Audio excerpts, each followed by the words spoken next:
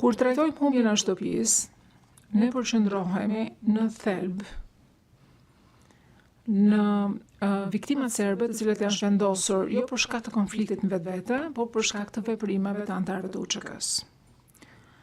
Pika fillestare është parimi ligjor, dhe ky është një ndër parimet kryesore ku thuhet që viktimat kanë të drejtën e shëdëmtimit, përfshirë këtu kthimin në vendbanimin e tyre, kthimin në vendin e punës që kanë pasur më përpara dhe kthimin e pronave të tyre.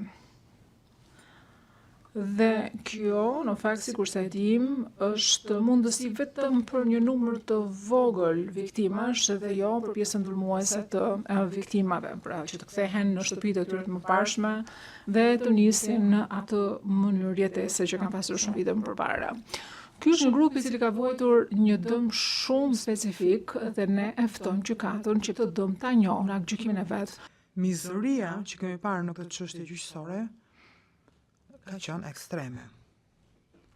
Nuk mjaftonte të ndëshkoje personat thjesht duke i burgosur, por thuajse në të gjitha rastet të ndaluarit, pra viktimat që më përfaqësoj, u trajtuan në mënyrë të tmerrshme dhe mizore. Edhe nuk pati absolutisht proces të drejtë ligjor.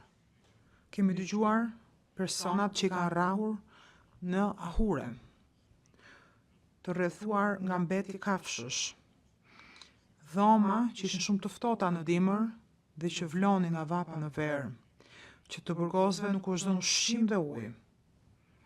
Dhe nuk u jepi asnjë informacion sa do të zgjaste kjo përvojë kaq e keqe, apo nëse do të dilnin të gjallë prej saj. Kemi dëgjuar për viktima që i kanë rrahur me hekur të nxehtë, që i kanë urinuar, që kanë hedhur krip në sy edhe mbi plagë, që kanë rrahur në organet gjenitale deri në pikën sa nuk ishin më në gjendje që të bënin fëmijë, që i kanë tallur dhe i kanë ekzekutuar. Kemi dëgjuar për rrahjet, për shumë rrahje. Të ndaluarit rrihen nga ushtar të rinj,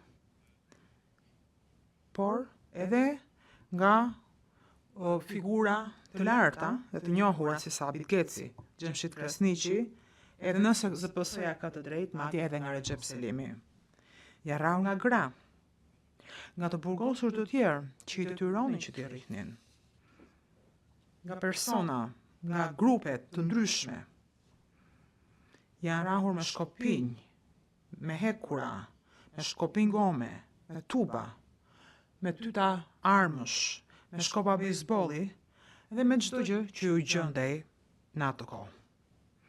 Shumë syresh janë rrahur derisa kanë humbur ndjenjat. Disa janë rrahur disa herë brenda një dite, dhe disa me ditë me radhë.